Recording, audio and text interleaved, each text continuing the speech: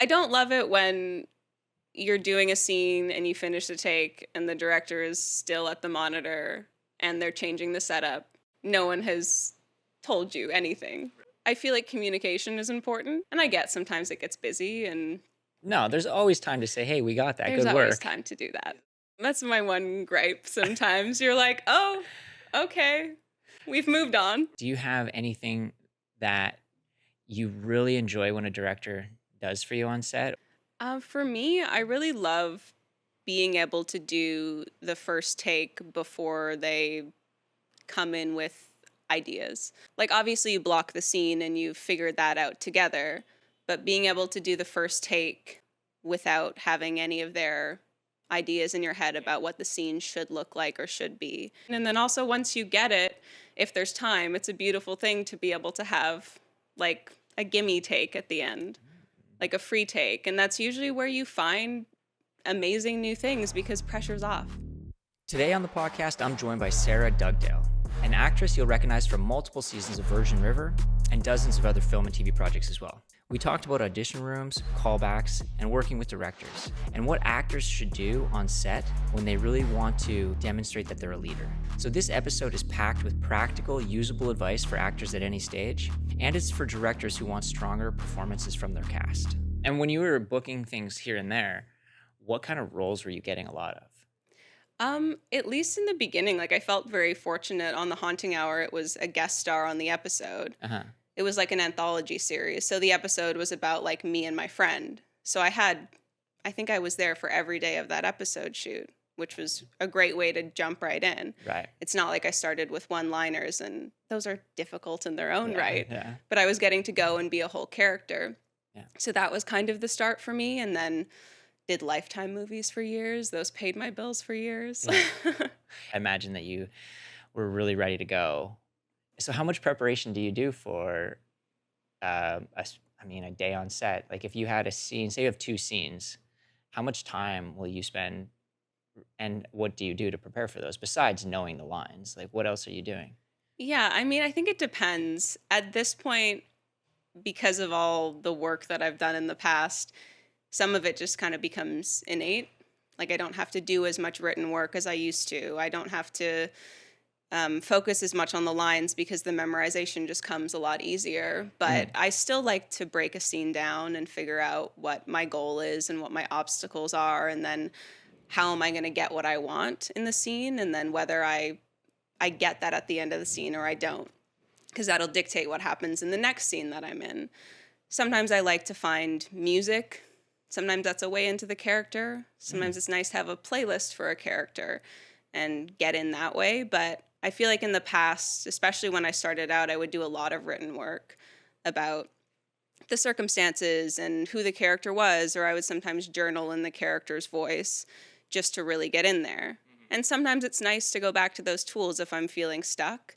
But I feel like because I've done that work and I did it for so long, it's like ingrained in my mind that it just kind of comes so much easier. And I can really trust my work at this point. So I don't feel the need to be as stringent about how I prepare. And I think it's important to be prepared, but then when you get to set, you throw all that away. Yeah. You throw it away, you trust that you did it, and you trust your work, and then you just get to play with the person in front of you. Because you don't know what they're going to do. You don't know how the scene is going to be blocked. Maybe you thought in your head that you're going to be pacing back and forth the whole scene. Right. And then you get there and the director's like, we have an hour to shoot this. You're both sitting at the table. Right. And then you have to change what you're doing. Right. So it's great to be prepared, but then you need to be malleable. Mm-hmm. And sometimes you can't fight for the blocking you want to have or fight for the moments you want to have.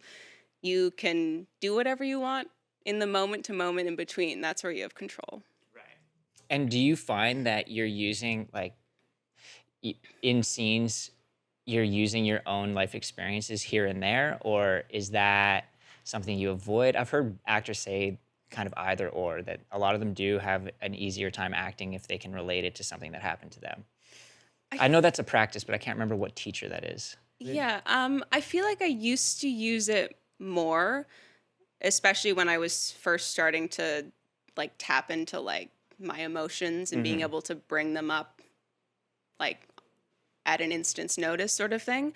And I found it helpful sometimes to just take a line out of the script that would be like a trigger line or whatever, and then write maybe how it related to me. Or another way to do it would be to take that line and write in your character's voice more specifically how it affects that character. And I think there's no wrong answer. I don't know. I go back and forth. Sometimes I use it if I'm really feeling stuck and I need something, or if you're having to be emotional for 12 hours that day and you're having to cry again and again and again. Sometimes the one thing you were using stops working, and you have to have a whole bunch of things in your toolbox to be able to pull from so that you can continue to work at that level. Right. That must be where it really gets difficult, is not at the,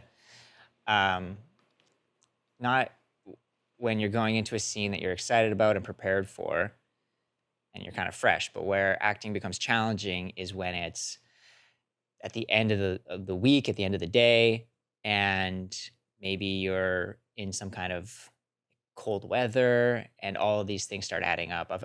Yeah, because I feel like some people look at it and they're like, oh, you get to go to work, get your hair and makeup done, and then you're sitting around a lot and you're getting paid a bunch of money. And you're like, okay, that sounds great. Yeah. But you're sitting around a bunch and then suddenly they're like, hey, guess what? We're ready to go. Yeah. You have to be sobbing in a second. Yeah.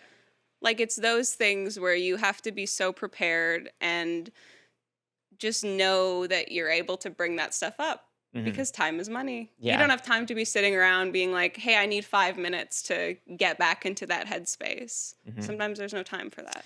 Especially at the very end of a day. Like, I know on bigger and more professional sets, well, it happens on professional sets everywhere, but on bigger sets with massive budgets, they do have more time and they can reshoot something. But a lot of, especially indie films, can't. And you're like, okay, you've got to go again. You've got 10 minutes and we have to get the scene. And then it's just like rush, rush, rush. Do you find that pressure is sometimes like invigorating, or is it usually stressful? Or what do you feel at the very end of a day and they're telling you, like, everyone's ready to wrap? I don't know. I kind of like the pressure. Yeah. Like, I like the first day nerves before doing a job. I always have them, and I don't think they'll ever go away.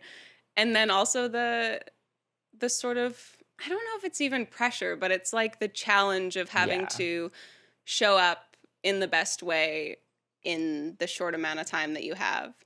It's your job to come and do the scene so you can all wrap on time and not go into overtime. That's when the ball gets tossed to you, right? And it's your job to perform at a high level. Yeah.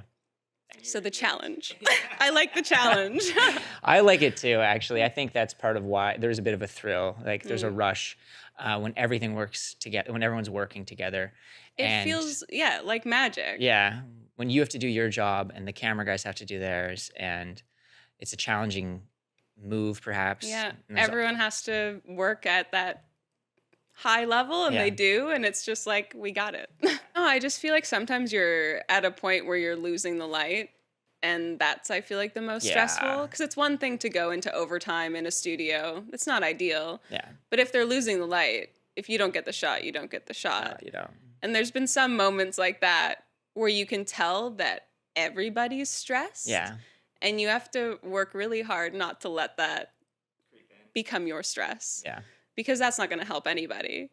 So I think it's those moments where you have to be very in control of yourself and your emotions, even though everybody else is going like this around you. Yeah. You see the producer pacing. It's not good. No. It's a bad energy, and you can't let that bad energy creep into you. Yeah. That's where I'm about to use the boys become men phrase, but that's not really right.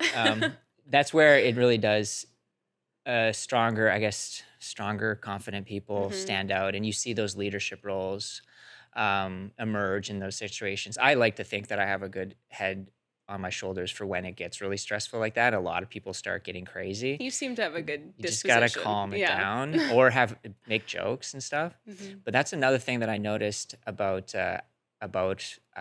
actors, leading actors, is a lot of them, what I've seen is, will take on that leadership role offset, or just, you're on set, but not while you're shooting. And they will they'll start to rally the troops in a way that they're not. It's not their primary responsibility to be guiding the ship. That's the AD team and the director. Um, but I think that that's a skill that once you become a really seasoned leader, probably in any field, you start to realize that you have to keep a cool head and It is really valuable. I mean, yeah, people do look to the number one on a show, and if they're having a good attitude and they're rallying the troops, I think that the attitude of the number one really bleeds into everything yeah. else. So even though it is not their job to do that, Hmm. I think it's kind of part of their job. Yeah, I think you're Not right. all of them do it, but it's part of their job.